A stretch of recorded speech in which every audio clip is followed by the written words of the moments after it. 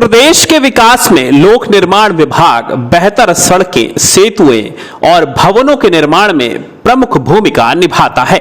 जिसको अमली जामा पहनाने का काम राजधानी लखनऊ स्थित मुख्यालय में किया जाता है,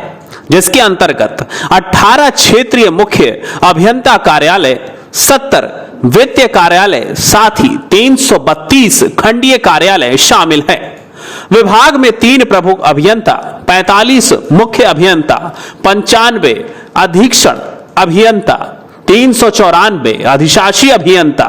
1384 सहायक अभियंता के साथ 5350 अवर अभियंता के साथ ग्रुप सी और ग्रुप डी को मिलाकर करीब 45,000 से ज्यादा कर्मी काम करते हैं।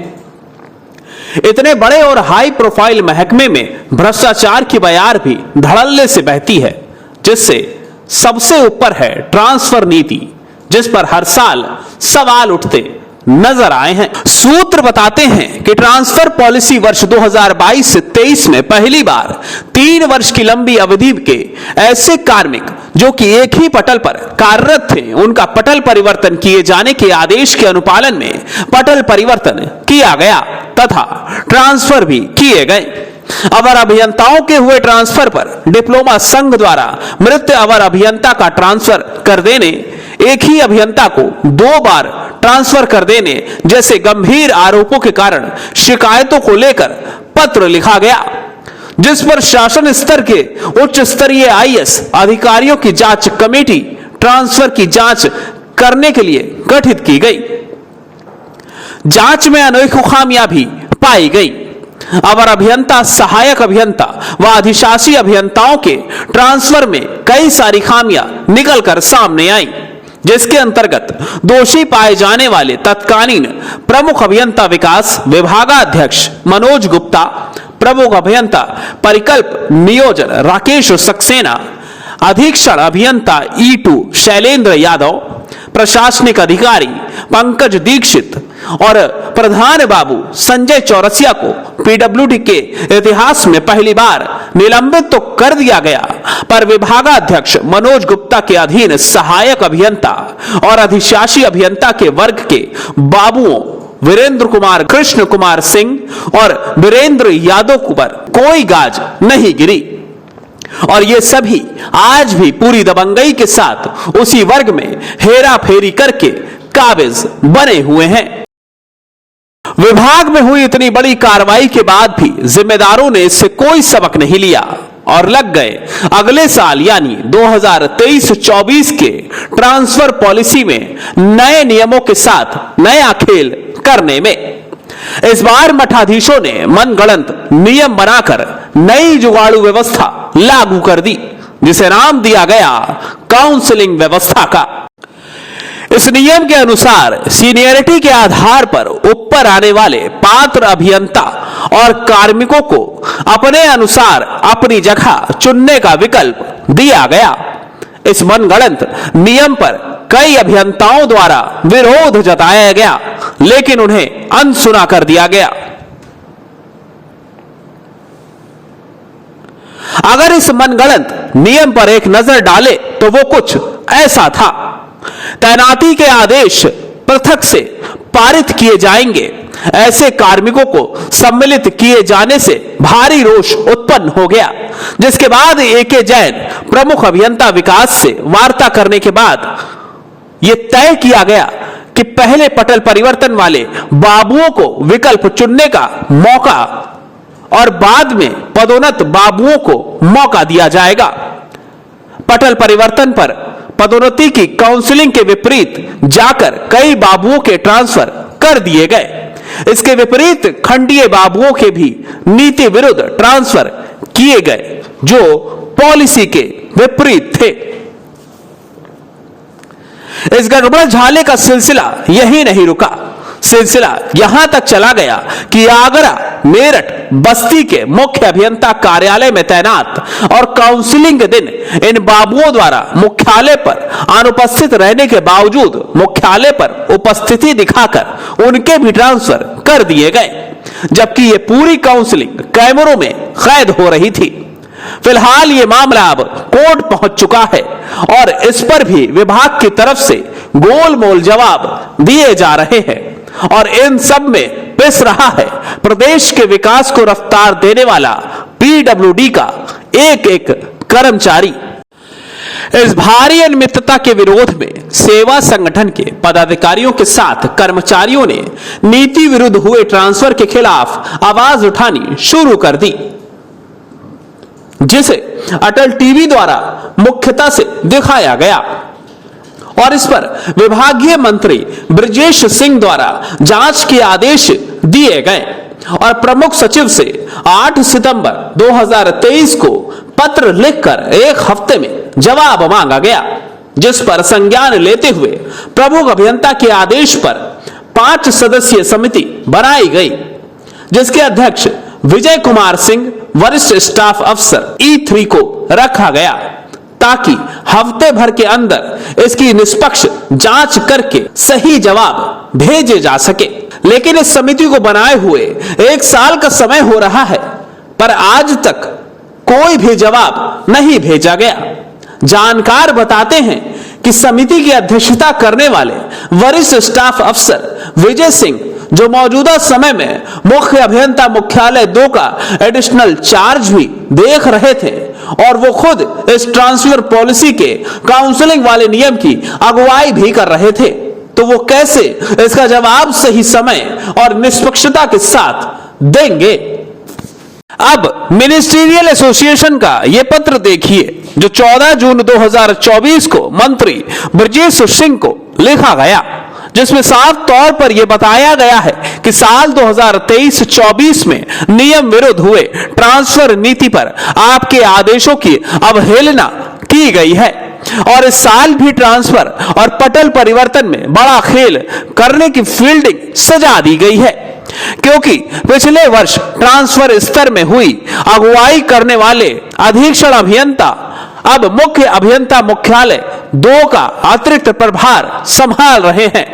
इसलिए विजय सिंह के स्थान पर किसी दूसरे मुख्यालय पर कार्यरत मुख्य अभियंता को अतिरिक्त प्रभार दिए जाने की मांग की गई है, जिससे स्थानांतरण सत्र में कर्मचारियों को मानसिक और आर्थिक परेशानी का सामना ना करना पड़े। जैसे ही जिम्मेदारों को इस पत्र की जानकारी लगी, वो लग गए अपने ही जांच को झूठा और मनगढ़ंत अमली जामा पहनाने में, जिसमें कोई भी दोषी नहीं है और कोई भी गड़बड़ी नहीं हुई है। फिलहाल ये तो बात हुई बीते सालों की। जनाब, इस साल भी पीडब्ल्यूडी में ट्रांसफर पॉलिसी में सबसे भरोसेमंद मानव संपदा पोर्टल को लागू किए जाने के आदेश हुए हैं, जिसके अनुपालन में विभाग को मजबूरी में इस ओर जाने की बाध्यता हुई है। लेकिन इसमें भी डाटा के साथ छेड़छाड़ के आरोप लगने शुरू हो चुके हैं। देखना यह अहम होगा कि पीडब्ल्यूडी पिछले सालों में हुई ट्रांसफर अनियमितता के आरोपों के जवाब दे पाएगा या नहीं। क्या इस बार यह ट्रांसफर पॉलिसी सही तरीके से लागू हो पाएगी या नहीं। मुख्यमंत्री योगी आदित्यनाथ द्वारा खुद लोक निर्माण विभाग की जिम्मेदारी संभालने के बाद भी प्रदेश में उनके द्वारा लागू की गई जीरो टॉलरेंस नीति लागू हो पाएगी या नहीं। समिति ने आनन फानन में विजय सिंह मुख्य अभियंता मुख्यालय 2 के दबाव में गोलमोल जवाब भी दिए हैं, क्योंकि बताया जा रहा है कि सीधे विजय सिंह मुख्य अभियंता इस घोटाले में फंसते नजर आ रहे हैं, क्योंकि समिति द्वारा सेवा संघ व कर्मचारियों की समस्याओं के स्पष्ट जवाब ना देकर यह मान लिया है कि समिति ने यह गलती मानी है कि पटल परिवर्तन के संदर्भ में दिशा निर्देश जारी ना होने से ये गलतियां हुई हैं। समिति ने यह भी सुझाव प्रस्तुत किया है कि अब सक्षम स्तर से स्पष्ट दिशा निर्देश करने चाहिए ताकि अब भविष्य में ये गलतियां ना हो। सबसे बड़ा प्रश्न यह है कि काउंसलिंग के समय गैर हाजिर रहे और अपनी तैनाती मंडल कार्यालयों में कार्य करने के बावजूद मुख्यालय पर उपस्थिति दिखाकर बिना किसी सूचना दिए आच्छादित मुख्य बाबू दीपक सेहरा विकास कुमार महेश कुमार का ट्रांसफर कर दिए जाने पर समिति द्वारा यह कहना कि विभाग जहां आवश्यक समझेगा वहां तैनाती करेगा, ये पटल परिवर्तन व ट्रांसफर पॉलिसी के विपरीत कथन है। अधिकारियों के ट्रांसफर देख रहे व्यवस्थापना का और सहायक अभियंता वर्ग एक ही है। इस संबंध में काउंसलिंग के दौरान इस वर्ग में स्वीकृत पदों से अधिक 5 अतिरिक्त बाबुओं को तैनात करने संबंधी प्रमुख अभियंता के स्टाफ अफसर के पत्र के संदर्भ में समिति का यह कहना कि प्रमुख अभियंता परिकल्प नियोजन के अनुमोदन के पश्चात स्थानांतरण निर्गत आदेशों पर किसी प्रकार की टिप्पणी करना समिति के अधिकार से बाहर है। ये विरोधाभासी है, जबकि जानकार बता रहे हैं कि वर्ष 2022 में ट्रांसफर में हुए घोटालों के मुख्य आरोपी इस वर्ग में वर्ष 2003 में चपरासी के पद पर तैनात होने के बाद कई पदोन्नतियां प्राप्त कर चुके प्रधान बाबू वीरेंद्र कुमार यादव पहली नियुक्ति से अब तक तैनात हैं। पहली तैनाती 2009 में पाकर कनिष्ठ से वरिष्ठ बाबू बने कृष्ण कुमार सिंह एवं 16 वर्षों से वर्ग का नाम बदलकर फायदा उठाकर इसी वर्ग में तैनात चल रहे वीरेंद्र यादव को क्लास 1 व 2 के पटल परिवर्तन के अफसर हटाएंगे या फिर समिति की रिपोर्ट की आड़ में पुनः इस सत्र 2024 में फिक्सिंग करके केवल खाना पूर्ति करके ऐसे कार्मिकों को बचाकर पॉलिसी में पलीता लगाया जाएगा, जबकि 5 सदस्यीय समिति को फाइंडिंग्स दिए जाने का पूर्ण अधिकार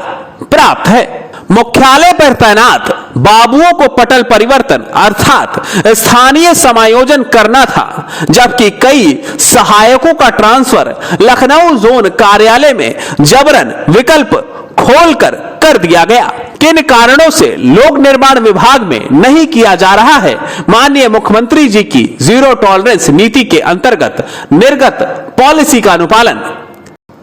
अब देखना होगा कि इस बार स्थानांतरण सत्र 2024-25 में लोक निर्माण विभाग द्वारा मानव संपदा पोर्टल से ट्रांसफर की बाध्यता होने के बावजूद भी क्या लंबे समय से तैनात अभियंता और कर्मी फिर से ट्रांसफर में गड़बड़ी कर सकेंगे? क्या इन्हें ट्रांसफर की कार्रवाई से हटाया जाएगा या फिर इन्हें अभिलेखों के छेड़छाड़ का मौका फिर से दिया जाएगा? इस पर अटल टीवी आगे भी नजर बनाए रहेगा। आप भी नजर बनाए रखिए।